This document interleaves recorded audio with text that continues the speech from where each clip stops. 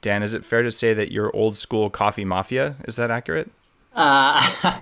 I'm considered old school, certainly. I hang out with a clan of notorious coffee aficionados that really believe this is still a pretty special product and that we're all pretty passionate about it.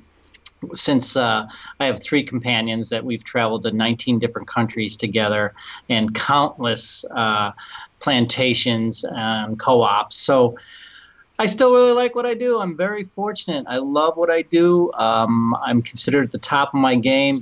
And then in my old stomping grounds, I was the first employee at a place called Green Mountain Coffee Roasters, which we started in 1981. No, that's ginormous. Just so people know, Green Coffee Mountain Roasters is $1 billion coffee company, right?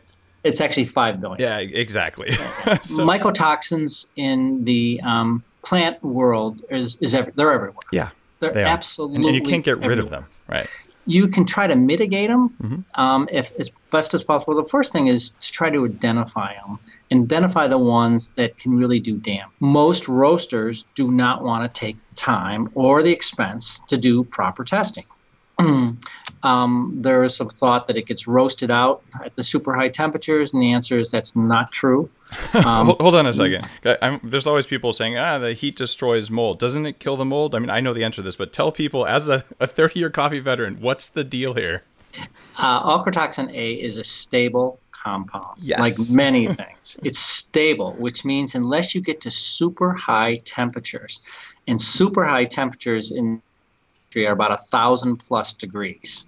Anything less than that is just considered, hot. In theory, the traditional statistical analysis says 10% is valid. So if you have 250 bags, you're going to test 10% of those 25 bags. Well, 25 bags times $150, man, that adds up fast. And that's just one container. And that's for just ochratoxin A, not aflatoxin, not Nope, anything not else. furin, not acrylamide. Oh, God, yes.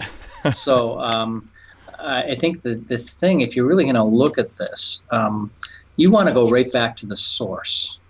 And you want to figure out how can we create conditions that these things won't, how can we grow this stuff that will lessen the chance of it forming. You're starting to sound kind of like the bulletproof process there. But I would love the opportunity to continue to talk to yourself and to your listeners about the details of what's going on in the world, because there is a lot of things going on in the coffee world, and I think your niche in the intelligent level and the inquiry level of your listeners is something that's pretty interesting.